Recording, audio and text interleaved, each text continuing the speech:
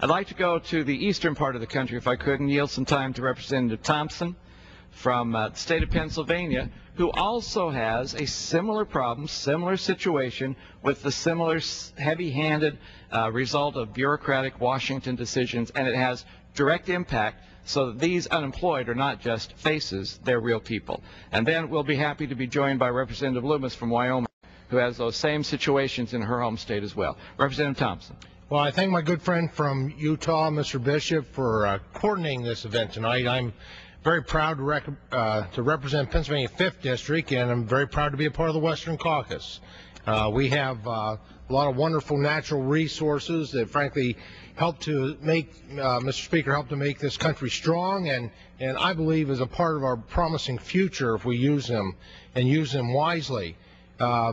Federal policies that lead to job losses is a very personal one for me and many of my constituents in the Pennsylvania 5th Congressional District.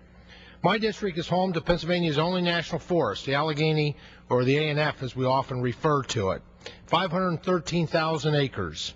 The A&F is as special as the district that I represent and has a long history as an economic and a tourism center for the region.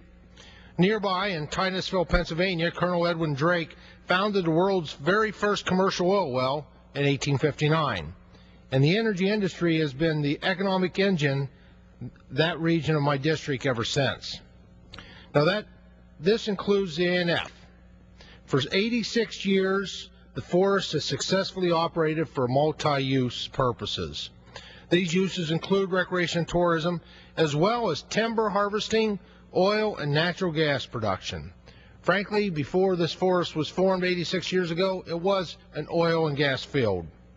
Since oil and gas has been the economic engine in the region for over 60 years, when the A&F was created, the federal government only purchased the surface rights. And this was done intentionally by the federal government in order to leave the mineral rights, meaning the rights to oil and gas and minerals, in private hands. And for some 85-plus years, there's been a positive working relationship between the federal government, who owns surface rights, and the private and oil gas developers who own the mineral rights. However, this long-standing and beneficial relationship recently has been ruptured.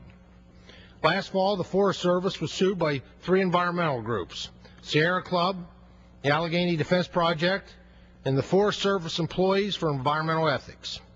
The Sierra Club is based in the Speaker's home district in San Francisco, California. The Allegheny Defense Fund is based somewhere in Oregon. And the Forest Service Employees for Environmental Ethics, well, they won't identify themselves. We don't know. These groups are attempting to apply the National Environmental Policy Act, or NEPA, to the permitting processes, which effectively will shut down energy production in the forest. And let me be clear, oil and gas production is the major economic force in the region and has been since that first oil well was drilled 150 years ago. Penn State University performed a study and concluded that for every 100 direct oil and gas sector jobs in northwestern Pennsylvania, 23 industry support jobs are created, with an additional 40 ancillary jobs in the retail and residential sectors. What a true economic stimulus that leads us to energy independence. Let's support that industry. Well, again, I can't emphasize enough how important these jobs are to our region and the local economy. As a direct result of the lawsuit, the Forest Service indefinitely suspended the permitting process for all new oil and gas leases in January of this year. To make matters worse, the Forest Service released a settlement this past April that sides entirely with the environmental groups. This settlement was reached behind closed doors and was reached with no industry input. There was no judge, no court that told them to do this. Applying NEPA was a decision made by the Forest Service and did not even take into account the people that it would hurt directly and the most. No court told them to do this, which means that it was a policy change that occurred within the National Forest Service.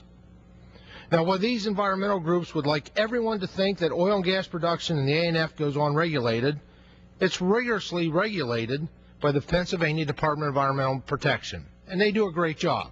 They always have.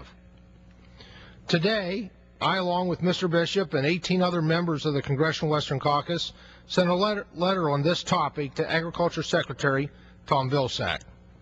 The Secretary, unlike some members of Congress and environmental groups, knows that the Forest Service is a part of the Agriculture Department, not the Interior Department.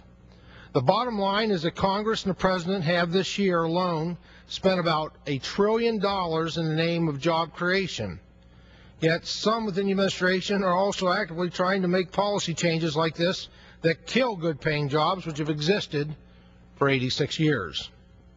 Now, not too long ago, I was in Bradford, Pennsylvania on a Sunday morning, and I picked out a small church to worship in, and at the end of the service, I had a young mom come up to me.